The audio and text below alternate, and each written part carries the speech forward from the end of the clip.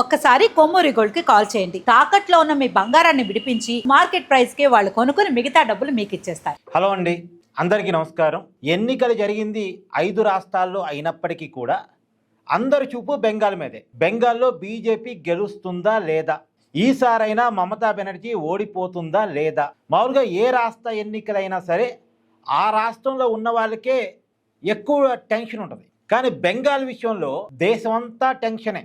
బెంగాల్లో అరాచకం నడుస్తుంది, బెంగాల్ కేంద్రంగా మత ఉన్మాదం నడుస్తుంది, బెంగాల్లో అభివృద్ధి లేదు అనుకునే వాళ్ళంతా బెంగాల్లో బీజేపీ గెలవాలి, తృణమూల్ కాంగ్రెస్ ఓడిపోవాలి అని ఆలోచించే వాళ్ళు ఒకవైపు. లేదు, అసలు బీజేపీ అంటే నరనరాన వ్యతిరేకత ఉండి మోడీ అంటే తీవ్రమైన వ్యతిరేకత ఉండేటువంటి బ్యాచ్ ఏమో లేదు, బీజేపీ బెంగాల్లో గెలవటానికి వీలు లేదు అని కోరుకునే బ్యాచ్ మరొకటి. దానివల్ల దేశం మొత్తం బెంగాల్ వైపు చూస్తుంది, బెంగాల్లో ఎవరు గెలుస్తారు ఎవరు ఓడతారు అని. సో ఎగ్జిట్ పోల్స్ కూడా ఒక 70% ఎగ్జిట్ పోల్స్ బీజేపీకి గెలుస్తుందని, 30% ఎగ్జిట్ పోల్స్ టీఎంసీ తిరిగి అధికారంలోకి వస్తాయని చెప్తా ఉన్నాయి. అంటే ఎగ్జిట్ పోల్స్ విషయంలో కూడా ఒక ఏకాభిప్రాయం లేదు, కొన్ని అటు కొన్ని ఇటు. సో మెజార్టీ ఎగ్జిట్ పోల్స్ అయితే బీజేపీ గెలుస్తుంది అని చెప్తున్నాయి. బట్ గెలుస్తుంది అని చెప్తున్న ఎగ్జిట్ పోల్స్ కూడా 150 సీట్లు రావచ్చు, 140 సీట్ల వరకు వచ్చి ఆగిపోవచ్చు ఇలా చెప్తున్నారు.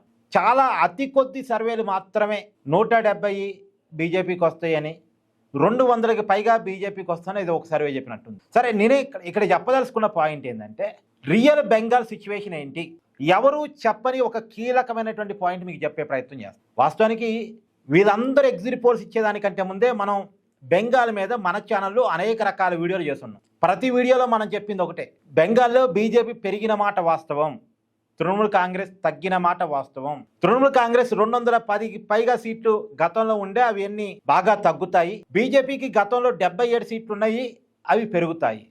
అయితే బీజేపీ పెరుగుదల ఎంతవరకు, 77 నుంచి 150కి వెళ్ళిద్దా లేదా 130 కాడ ఆగిపోయిద్దా అన్నకాడ కన్ఫ్యూజన్ ఉంది.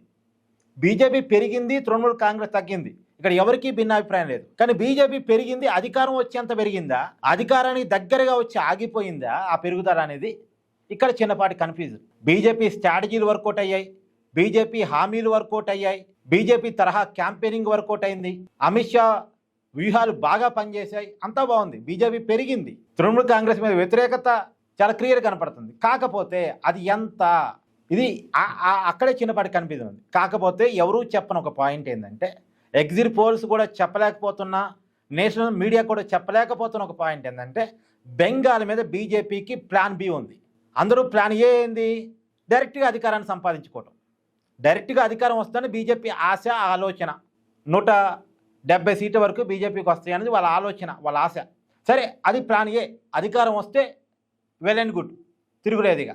అధికారం రాకుండా ఒకవేళ మమతా చేతికి అధికారం వచ్చినప్పటికీ కూడా, మమతాకి అధికారం వచ్చినా గతంలాగైతే రాదు, 200కి పైగా సీట్లు అయితే రావు. తృణమూల్ కాంగ్రెస్కి అధికారం వస్తే 160, 170 సీట్లు కాడ. ఇక్కడ ఒక విషయం కీలకంగా గమనించుకోండి, బీజేపీకి అధికారం వచ్చినా, తృణమూల్ కాంగ్రెస్కి అధికారం వచ్చినా, ఎవరికి అధికారం వచ్చినా అధికారం వచ్చే వాళ్ళకి వచ్చే సీట్లు 160, 170.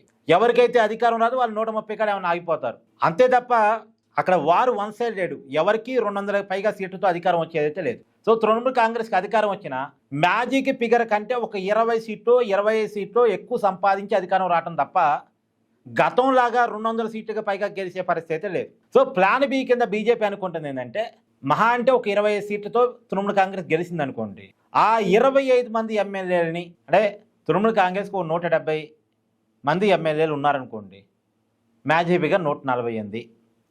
ఆ పైన ఎంతమంది ఉన్నట్టున్నారు, 22 మంది ఎమ్మెల్యేలు ఉన్నారు, లేదా ఇంకొద్ది ఎక్కువ ఉన్నారు అనుకుందాం, ఒక 25, 30 మంది ఎమ్మెల్యేలు ఉన్నారు. దాంట్లో ఒక 25 మంది ఎమ్మెల్యేలను కనుక బీజేపీ తిరిగి తృణమూల్ కాంగ్రెస్ నుంచి లాక్కోగలిగితే అధికారం మళ్ళీ బీజేపీ చేతికి వస్తుంది. తృణమూల్ కాంగ్రెస్ అధికారం నుంచి పడిపోయింది. ఇప్పుడు బీజేపీ వ్యూహం ఇదే, ఎట్టి పరిస్థితుల్లో తృణమూల్ కాంగ్రెస్ని బెంగాల్లో అధికారంలో ఉండనివద్దు. ప్లాన్ ఏ ప్రకారం డైరెక్ట్గా అధికారం వస్తే ఓకే. ప్లాన్ బి కూడా, తృణమూల్ కాంగ్రెస్ ఒకవేళ తృణమూల్ కాంగ్రెస్ అధికారంలోకి వచ్చినప్పటికీ, మమతా బెనర్జీ ముఖ్యమంత్రి అయినప్పటికీ, తృణమూల్ కాంగ్రెస్లో చీలిక తీసుకొచ్చి తృణమూల్ కాంగ్రెస్ని విడగొట్టి వాళ్ళ ప్రభుత్వాన్ని పడగొట్టాలనేటువంటి ప్లాన్ కూడా బీజేపీ వేసుకుంటుంది. తృణమూల్ కాంగ్రెస్లో గెలుస్తారనుకున్నటువంటి కొంతమంది ఎమ్మెల్యే అభ్యర్థులతోటి ఆల్రెడీ బీజేపీ హైకమాండ్ టచ్లోకి వెళ్ళినట్టుగా నాకున్నటువంటి సమాచారం. నేను నిన్న కూడా ఎగ్జిట్ పోల్ సందర్భంగా కూడా నా వీడియోలో చాలా క్లియర్గా చెప్పాను. బెంగాల్లో ఎవరు గెలిచినా అధికారం బీజేపీదే. ఒకవేళ మమతా గెలిచినా కొన్నాళ్ళ పాటు 3 నాళ్ళ ముచ్చటగానే మమతా బెనర్జీ అధికారం ఉంటుంది. అక్కడ బెంగాల్ గవర్నర్గా ఉన్న వ్యక్తి కూడా ఫుల్ ప్లెడ్జ్డ్గా బీజేపీకి సహకరించే వ్యక్తే. అక్కడ ఒకవేళ 170 సీట్లు తృణమూల్ కాంగ్రెస్ వచ్చినా ఫస్ట్ మమతా బెనర్జీ ముఖ్యమంత్రిగా ప్రమాణ స్వీకారం చేస్తారు. ఒక 3-4 నెలల్లో బీజేపీ ఖచ్చితంగా ఆపరేషన్ నిర్వహిస్తుంది. తృణమూల్ కాంగ్రెస్ని చీల్చిద్ది, కొంతమంది ఎమ్మెల్యేలను బీజేపీలో చేర్చుకుంటుంది, తృణమూల్ కాంగ్రెస్ అధికారం నుంచి పడిపోద్ది. ఇది జరగబోయేటువంటి పరిణామం. అక్కడ ఒకవేళ తృణమూల్ కాంగ్రెస్ అధికారంలోకి వచ్చినా రాబోయే 5 సంవత్సరాల పాటు తృణమూల్ కాంగ్రెస్ ప్రభుత్వం ఉండే అవకాశం లేదు. ఎప్పుడు తృణమూల్ కాంగ్రెస్ ప్రభుత్వం ఉంటుంది? బీజేపీకి తృణమూల్ కాంగ్రెస్కి చాలా పెద్ద హ్యూజ్ గ్యాప్ వచ్చింది అనుకోండి, అప్పుడు ఉంటుంది. అంటే ఒకవేళ తృణమూల్ కాంగ్రెస్ 200కి పైగా సీట్లు నిజంగా గెలవగలిగే పరిస్థితి లేదు నాకు తెలిసి. గెలవగలిగితే అప్పుడు తృణమూల్ కాంగ్రెస్ మమతా బెనర్జీ 5 సంవత్సరాల పాటు పరిపాలిస్తారు. లేకపోతే మాత్రం ఏదో కొద్దిగా మార్జిన్తో అధికారాన్ని సంపాదిస్తే మాత్రం బీజేపీ తృణమూల్ కాంగ్రెస్ను వదిలిపెట్టదు, అధికారాన్ని కూడా వదిలిపెట్టదు. ఇప్పుడు మీకు మహారాష్ట్ర రాజకీయాలు ఉదాహరణగా చెప్తున్నాను. మహారాష్ట్రలో ఏం జరిగిందో మీకు గుర్తుందిగా.